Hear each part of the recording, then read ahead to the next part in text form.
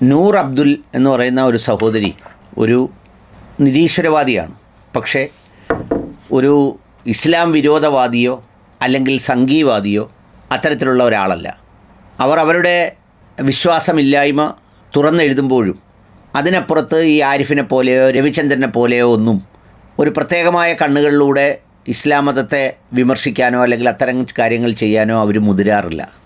എന്നാൽ അവരുടെ അഭിപ്രായങ്ങൾ അവർ പ്രകടിപ്പിക്കാറുമുണ്ട്. അവരുടെ ഒരു പോസ്റ്റ് കാണാനിടയായി. ആ പോസ്റ്റ് എനിക്കൊരു സുഹൃത്ത് അയച്ചു തന്നതാണ്. 2-3 പേർ അയച്ചു തന്നു. എൻ്റെ സഹോദരിയുടെ പ്രശ്നവും ചർച്ചയാവണമെങ്കിൽ ഇങ്ങനെയുള്ള പ്രതിഷേധം വേണ്ടിവരും. എങ്ങനെയുള്ള പ്രതിഷേധം എന്ന് ചോദിച്ചാൽ, ആ കൊല്ലങ്കോട് ഉള്ള ഒരു സ്ത്രീയോ മറ്റോ ആ പാലക്കാട് റോഡിൻ്റെ നടുവിൽ വന്ന് നിന്ന് നിസ്കരിച്ചതുമായി ബന്ധപ്പെട്ടുണ്ടായ ആ ഒരു പ്രതിഷേധ രീതിയാണ് അവർ പരാമർശിക്കുന്നത്. വിവാഹശേഷം 7 വർഷത്തിനുള്ളിൽ ഭർത്താവ് പെട്ടെന്ന് മരിക്കുന്നു. കുടുംബം നോക്കി നടത്തിയ അയാൾക്ക് സ്വകാര്യ സ്വത്തൊന്നുമില്ലായിരുന്നു. കുടുംബ വീട്ടിലാണ് താമസിച്ചത്. അത് കാണിച്ചാണ് വിവാഹം കഴിച്ചത്.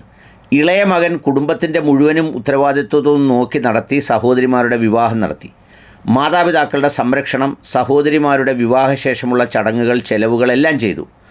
എൻ്റെ സഹോദരിക്ക് കൊടുത്ത 35 പവൻ സ്വർണ്ണാഭരണങ്ങളും 1.5 ലക്ഷം രൂപയും സഹോദരിയുടെ വിവാഹം കഴിഞ്ഞപ്പോൾ വന്ന ബാധ്യതകൾ തീർക്കാനെടുത്തു.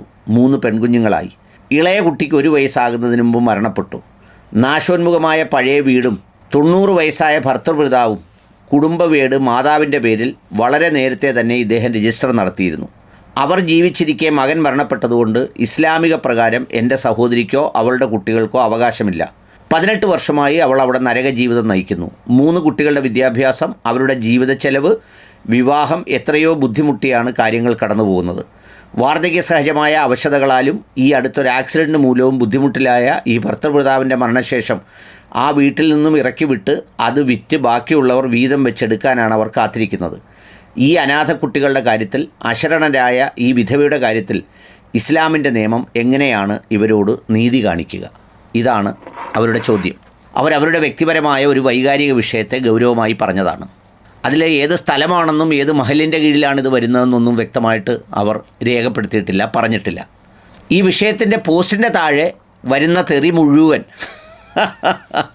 ഇസ്ലാമോഫോബിയയുടെ, ഇസ്ലാമത വിരോധികളുടെ ഒരു കടന്നാക്രമണമാണ് ഇതിനകത്ത് നടക്കുന്നത്. നമ്മൾ ഓർക്കേണ്ടത്, ഇസ്ലാമത വിധിപ്രകാരം ഉമ്മയ്ക്കും അതുപോലെ തന്നെ പാരമ്പര്യ സ്വത്തിന് അവകാശം പെൺമക്കൾക്കും ഒക്കെ ഉണ്ട് എന്ന് എത്രയോ നൂറ്റാണ്ടുകൾക്ക് കാലത്തിന് മുമ്പ് പ്രഖ്യാപിച്ച വളരെ മനോഹരമായ ഒരു അനന്തരാവകാശ പ്രഖ്യാപനം നടത്തിയ മതമാണ് ഇസ്ലാം മതം. അതിനകത്ത് നമ്മൾ ഏത് മതത്തിൻ്റെയും നിയമങ്ങളെ നിയമപരമായ അതിൻ്റെ പരിപ്രേക്ഷ്യത്തിലും വൈകാരികമായും 2 രീതിയിൽ സമീപിക്കാം. വൈകാരികതയ്ക്ക് വലിയ പ്രാധാന്യമില്ല, നിയമത്തിനാണ് പ്രാധാന്യം. എന്നാൽ മറ്റൊരു ആംഗിളിൽ നോക്കുമ്പോൾ വൈകാരികതയുടെ ഉത്തരവാദിത്വത്തിൽ നിന്ന് ഒഴിഞ്ഞു മാറാനുമാവില്ല. എന്ന് പറഞ്ഞാൽ അതിൻ്റെ അർത്ഥം, ഇപ്പോൾ കൊലപാതകം നടക്കുന്നു, പ്രതിയെ വെറുതെ വിടുന്നു. എങ്ങനെയാണ് പ്രതിയെ വെറുതെ വിടുന്നത്? ആ പ്രതിയെ വിടുന്നതിൻ്റെ കാരണം ആ നിയമത്തിൻ്റെ തെളിവുകളുടെ ഫ്രെയിം വെച്ച്, ഈ രാജ്യത്തിൻ്റെ നിയമം വെച്ച് നോക്കുമ്പോൾ അയാൾ കുറ്റവാളിയാണെന്ന് തോന്നിയില്ല, അയാളെ വിട്ടു എന്ന് വിചാരിച്ച് അയാൾ തന്നെയാണ് ചെയ്തത് എന്നുള്ളത് ഒരു വാസ്തവമായ സത്യവുമാണ്. ഇസ്ലാം മതത്തിൻ്റെ വിധിപ്രകാരം ഒരാൾ ജീവിച്ചിരിക്കുമ്പോൾ അയാളുടെ സ്വത്തിൻ്റെ അവകാശം അയാൾ തീരുമാനിക്കുന്നത് അയാളുടെ മാത്രം ബാധ്യതയാണ്. അത് ആർക്കൊക്കെ എഴുതി കൊടുക്കണമെന്നും എങ്ങനെ ചെയ്യണമെന്നും അതിൻ്റെ ഉടമസ്ഥാവകാശം അയാളിൽ തന്നെ നിക്ഷിപ്തമാണ്. അയാൾക്ക് ആ സന്ദർഭത്തിൽ മരണത്തിന് മുമ്പ് ആർക്ക് വേണമെങ്കിലും എഴുതി വെക്കാം. പെൺമക്കൾക്കും മക്കൾക്കും എല്ലാം തുല്യമായി എഴുതി വെക്കാം. അവർക്ക് സവിശേഷമായി എന്തെങ്കിലും തരത്തിൽ ചെയ്യണമെങ്കിൽ ചെയ്യാം. അത് അദ്ദേഹം മരണപ്പെട്ട് കഴിയുമ്പോഴാണ് ഈ ബാക്കി അനന്തരാവകാശ നിയമം, അതിൻ്റെ ഉടമസ്ഥൻ ഇല്ലാതാകുമ്പോഴാണ് പിന്നെ നിയമം അപ്ലൈ ചെയ്യപ്പെടുക. ഇപ്പോൾ ഇതിൽ നമ്മൾ കാണേണ്ട ഒരു കാര്യം, ഈ ഭർത്തൃപിതാവ് എന്ന് പറഞ്ഞാൽ അദ്ദേഹത്തിൻ്റെ ഭാര്യയ്ക്ക് മുഴുവൻ സ്വത്തുക്കളും എഴുതി വെച്ചത് തന്നെ ഒരു ശരിയായ തീരുമാനമായിരുന്നില്ല. യഥാർത്ഥത്തിൽ അയാളുടെ സ്വത്താണെങ്കിൽ അയാൾ എന്താ ചെയ്യേണ്ടത്? അദ്ദേഹത്തിൻ്റെ ഭാര്യയ്ക്കൊരു ഓഹരി വെക്കണമായിരുന്നു, ബാക്കിയുള്ളത് മക്കൾക്കെല്ലാം പങ്കുവെക്കണമായിരുന്നു. അത് ഇസ്ലാമിൻ്റെ പ്രശ്നമല്ല. അത് ആ പിതാവും മകനും തമ്മിലുള്ള, അല്ലെങ്കിൽ ആ പിതാവിൻ്റെയും പിന്നെ ആ പറയുന്ന ആളുടെയും തീരുമാനത്തിൻ്റെ പ്രശ്നമാണ്. അതിനപ്പുറം അദ്ദേഹം എന്ത് ചെയ്തു? അത് ഉമ്മയ്ക്ക് എഴുതി വെച്ചു. ഇസ്ലാമിക സ്വത്തവകാശത്തിൽ ഒരു ഭർത്താവും സ്വത്ത് ഓൺ ചെയ്യരുത്, അതെല്ലാം ഭാര്യയ്ക്ക് എഴുതി വെക്കണം എന്ന് ഇസ്ലാം കൽപ്പിച്ചതല്ലല്ലോ, അത് അദ്ദേഹം ചെയ്തതാണ്. ഇസ്ലാമിലെ അനന്തരാവകാശ നിയമത്തിൽ എങ്ങനെയാണ്? രക്തബന്ധത്തിന് പ്രാധാന്യം കൊടുക്കുന്നുണ്ട്. അതോടൊപ്പം തന്നെ ആ രക്തബന്ധത്തിലെ ഏറ്റവും അടുപ്പമുള്ള കണ്ണിക്കാണ് ഏറ്റവും പ്രാധാന്യം. അതൊക്കെ നിയമത്തിൻ്റെ സംഗതികളാണ്. ഇപ്പോൾ ഉദാഹരണത്തിന് പറഞ്ഞാൽ, ഇപ്പോൾ എന്താ പറയുന്നത്, മകൻ പിന്നെ ജീവിച്ചിരിക്കുമ്പോൾ മകൻ മരണപ്പെട്ടാൽ ആ മകൻ്റെ സ്വത്തിന് ചെറുമക്കൾക്ക് അവകാശമുണ്ടോ എന്ന് ചോദിച്ചാൽ ഈ പറഞ്ഞതുപോലെ അവിടെ വൈകാരികതയ്ക്കപ്പുറം അടുപ്പമുള്ള ബന്ധങ്ങളുണ്ടെങ്കിൽ ആ ഏറ്റവും അടുപ്പമുള്ള രക്തബന്ധങ്ങളിലേക്കാണ് അതിൻ്റെ അവകാശം എത്തിച്ചേരുക. ചെറുമക്കളിലേക്കത് വരുന്നില്ല. അതെന്തുകൊണ്ട് വരുന്നില്ല എന്ന് ചോദിച്ചാൽ അങ്ങനെ ഈ പറയുന്ന വൈകാരികത വെച്ച് ഒരു നിയമത്തെ നടപ്പിലാക്കാൻ കഴിയില്ല. എന്നാലോ ഇവർക്ക് ഈ പറയുന്ന ആളിന് അവരുടെ മകനോ മകളോ മരിച്ചു പോയെങ്കിലും ആ മകനോ മകളോ ജീവിച്ചിരിപ്പുണ്ട് എന്ന ഉത്തമ ബോധ്യത്തിൽ ഒരു വിഹിതം അദ്ദേഹത്തിന് കൊടുത്തിട്ട് ആ വിഹിതം തന്നെ ചെറുമക്കൾക്കും കൊടുക്കാം. അതിനെ ഇസ്ലാം നിരോധിക്കുന്നൊന്നുമില്ല. അങ്ങനെ ചെയ്തുകൂടാ, അത് തെറ്റാണ്, അത് ഹറാമാണ്, അങ്ങനെ ചെയ്തുകൂടാന്നൊന്നും പറയുന്നില്ല. നിയമം പറയുമ്പോൾ അതിൻ്റെ നീതിയാണ് പറയേണ്ടത്. അതിന് പലപ്പോഴും വൈകാരികത ഉണ്ടാവണമെന്നില്ല. പക്ഷേ ഇവിടെ ഈ വിഷയം തികച്ചും വൈകാരികമായ വിഷയമാണ്.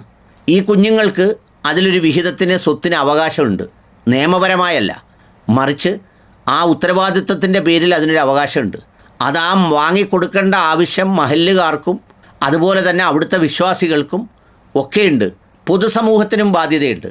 ഈ കുഞ്ഞുങ്ങളെ പഠിപ്പിക്കുന്നതിനാവശ്യമായ സമ്പത്ത് കണ്ടെത്തി അവർ ഈ ഉപ്പ മരിച്ചു പോയതുകൊണ്ട് യത്തീമായി പോകുന്ന ആ കുഞ്ഞുങ്ങളെ അനാഥമാക്കരുത് എന്ന ബാധ്യത ഈ എന്തോ ആസൂത്രിതമായ ഭാവത്തിൽ ഇപ്പോൾ ഇത് വായിക്കുമ്പോൾ മനസ്സിലാകുന്നത് ആ ഭർത്താവിൻ്റെ അല്ലെങ്കിൽ ആ മകൻ്റെ സ്വത്ത് തട്ടിയെടുക്കാൻ ആഗ്രഹിക്കുന്ന ബാക്കി ആളുകളുടെ ഈ പറഞ്ഞ വളരെ കലുഷിതമായ വളരെ ക്രൂരമായ മനസ്സിനപ്പുറത്ത് ശരി ചെയ്യാൻ ഇസ്ലാം പ്രേരിപ്പിക്കുന്നുണ്ട്. അത് ബാധ്യതയാണ്. ഇത് വായിച്ച എൻ്റെ ബാധ്യതയാണ്. ഇപ്പോൾ ഈ കുട്ടികൾ എന്ത് കോഴ്സിനാണ് പഠിക്കുന്നത്, അവർക്ക് ഫീസ് കൊടുക്കുന്നതിനുള്ള മാർഗ്ഗം ഉണ്ടാക്കണമെന്ന് വെച്ചാൽ അതിൻ്റെ വ്യക്തമായി പറഞ്ഞാൽ ഞാനും അതിൽ ഇടപെടും. ആ മഹലിലുള്ളവർ ഇടപെടണം, ആ ബന്ധുക്കളായ ആളുകൾ ഇടപെടണം. ഇവർക്ക് നീതി കിട്ടുന്നതിന് ആവശ്യമായ ഇടപെടലാണ് നടത്തേണ്ടത്. നിയമത്തെ അങ്ങനെയൊക്കെ നമ്മൾ വ്യാഖ്യാനിച്ചാൽ പിന്നെ ആ നിയമത്തിൻ്റെ പഴുതിലൂടെ അർഹതയില്ലാത്തവരും ചിലപ്പോൾ ഇത് വാങ്ങിയെടുക്കും. ഇപ്പോൾ ഒരു ഉപ്പയുടെ സ്വത്ത് മകൻ മരണപ്പെട്ടു പോയി, കൊച്ചുമക്കൾ ആർക്കും ഇതുമായി ഒരു വൈകാരികമായ ബന്ധവുമില്ല, ഇവരെ ആരെയും നോക്കുന്നില്ല. എന്തു ചെയ്യാൻ പറ്റും? ഇപ്പോൾ ഉദാഹരണത്തിന് വേറൊരു ഉദാഹരണം പറയാം. 3 ആൺമക്കളുണ്ട് ഒരു പിതാവിന്. ആ 3 ആൺമക്കളിൽ ഒരാൾ ആ ഉപ്പയുടെ കൂടെ കച്ചവടം നടത്തി ഭയങ്കരമായ സ്വത്തുണ്ടാക്കി ആ സ്ഥാപനത്തോടൊപ്പം വളർന്നു, ഉപ്പയുടെ ബിസിനസ്സും വളർത്തി അയാൾ കോടീശ്വരനാണ്. രണ്ടാമത്തെ മകൻ ഇതുപോലെ തന്നെ ഉപ്പ പഠിപ്പിച്ചു വലിയ ആളാക്കി ഡോക്ടറായി. മൂന്നാമത്തെ മകൻ 10ാം ക്ലാസ് തോറ്റ് നിൽപ്പുണ്ട്. സ്വത്ത് വീതം വെക്കുമ്പോൾ നിയമം പറയുന്നത് എന്താ? മറ്റേ മകനൊക്കെ അത്രയും ഉണ്ടായി, രണ്ടാമത്തെ മകനെ പഠിപ്പിച്ചതുകൊണ്ട് അവന് കൊടുക്കണ്ട, അവർക്ക് രണ്ടുപേർക്കും കൊടുക്കണ്ട, ഇവനെല്ലാം കൊടുക്കാമെന്നൊരു നിയമത്തിന് പറയാനൊക്കില്ല. മക്കളെ മക്കളായി ട്രീറ്റ് ചെയ്യാനൊക്കുള്ളൂ. പക്ഷേ ആ ബാക്കി 2 പേരുമാണ് തീരുമാനിക്കേണ്ടത്. അവിടെയും ദീനുണ്ട്. എന്ത്? എൻ്റെ സഹോദരൻ എല്ലാ കാര്യങ്ങൾക്കും ഒരു പ്രാപ്തിയായില്ല, അതുകൊണ്ട് അവന് കുറച്ച് കൂടുതൽ കൊടുക്കാമെന്ന് അവർ തീരുമാനിക്കുന്നിടത്താണ് വിശ്വാസമുള്ളത്, ദീനുള്ളത്, മതമുള്ളത്. അതിനാണ് പുണ്യം കിട്ടുന്നത്. അതുകൊണ്ട് ആ ആംഗിളിൽ വേണം ഇതിനെ കാണാനും പരിഹരിക്കാനും.